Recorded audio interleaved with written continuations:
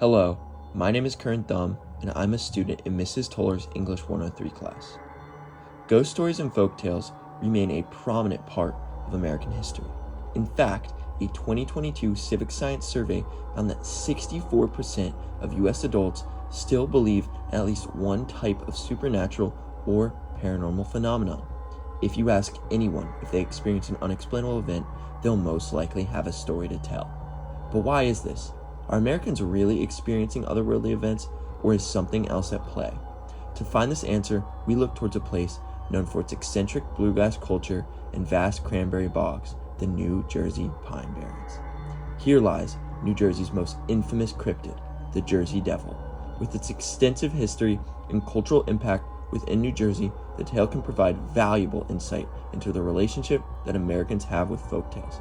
However, in this video essay, we will discuss how the myth of the Jersey Devil was actually formed through religious extremism, political influence, and economic exploitation as opposed to actual sightings. To fully understand this, we must first travel back to the late 1600s, when a Quaker family known as the Leeds had just moved from England and settled in Shrewsbury, New Jersey. Daniel Leeds, the patriarch, began to publish an almanac that featured elements of paganism and astrology. This led to serious backlash from prominent Quaker leaders and the community. The Quakers' extreme religious views and need to control the narrative led to them disowning Daniel Leeds and his family.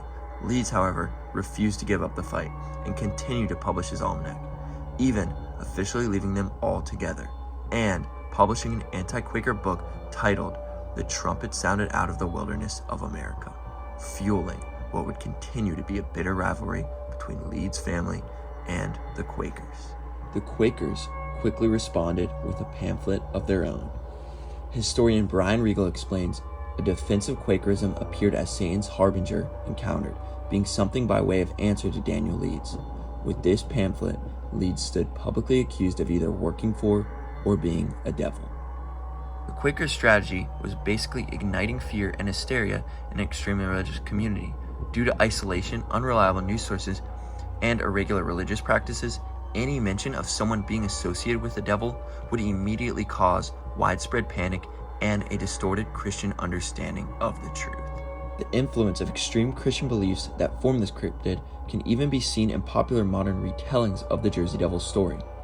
Before the birth of her 13th child declared that she wished the devil would take the child away after it was born. At birth, the child suddenly changed into the ugliest of creatures and flew away into the vast darkness of the Pinelands. The number 13, representing the children in the myth, symbolizes misfortune and bad luck in many Christian cultures. During the Last Supper, Judas, who eventually betrayed Jesus, was looked at as the 13th person. The mother, wishing her child to be a devil, is a clear parallel to biblical text. Many Christian scholars have depicted Satan or the devil as a disgusting creature with wings. The more this myth is examined, religious extremism can clearly be viewed as having a long-term influence on this folklore. Now, let's take a look at the role that politics played. When Daniel Leeds retired, he gave all almanac publishing rights to his son, Titan Leeds, in 1716. Around this time, another almanac author began to emerge. His name, Benjamin Franklin. In colonial America, almanacs held valuable political and cultural influence. Franklin, who was looking to advance his career and political influence, targeted Titan Leeds because of his continued use of pagan and astrological symbols. As part of the Quaker community, Franklin knew the backlash the Leeds already faced. He also knew of the Leeds' support of the British royal governor of New Jersey and of a monarchy. Discrediting the family further would help focus the general public towards his almanac. Ben Franklin wanted to be the leading almanac producer, a spot currently taken by Leeds, so he played on Leeds' history with the supernatural a bit, knowing it would increase his almanac's popularity and decrease the popularity of the Leeds almanac. Annalise Svensson. Franklin would humorously call Titan Leeds an astrologer, ghost, and even comically predicted his death. Obviously, Titan Leeds took this poorly and attempted to attack Franklin. The damage, however, was already done.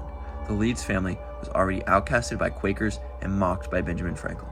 People even began to refer to the Leeds Devil that haunted the Pine Barrens. By eliminating the competition, it allowed Franklin to exponentially increase sales in his almanac and become a household name for centuries to come. The political influence of Benjamin Franklin on the Jersey Devil tale still lingers today. But still, there remains a question. Over the last century, Many New Jersey natives have claimed to have seen the Jersey Devil. Farmers have said that it's ravaged crops, hikers claim to have been stalked by the beast, or even have felt its presence. These claims may sound intriguing, but in reality, there has been no scientific or photographic evidence to confirm the existence of this creature. Businesses, New Jersey towns, and residents are motivated to keep presenting sightings to economically exploit tourism and monster hunters. Following the distorted myths involved with the Leeds family, people were jumping at the opportunity to turn a profit on a devil that haunts the Pine Barrens.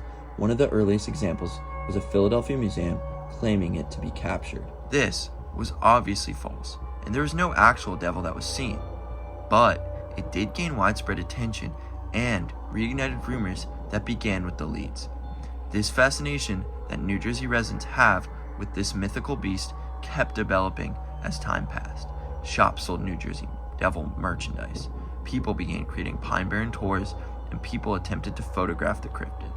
Today especially, the early economic exploitation of the Jersey Devil can be seen throughout the state.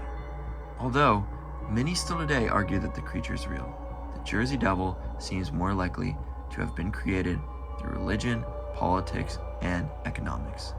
The Leeds family unfortunately fell victim to the societal hardships of colonial life, only for their distorted tale to be later exploited. But who knows, maybe there is a horse-like devil with wings who haunts the Pine Barrens. We'll leave that up to mystery.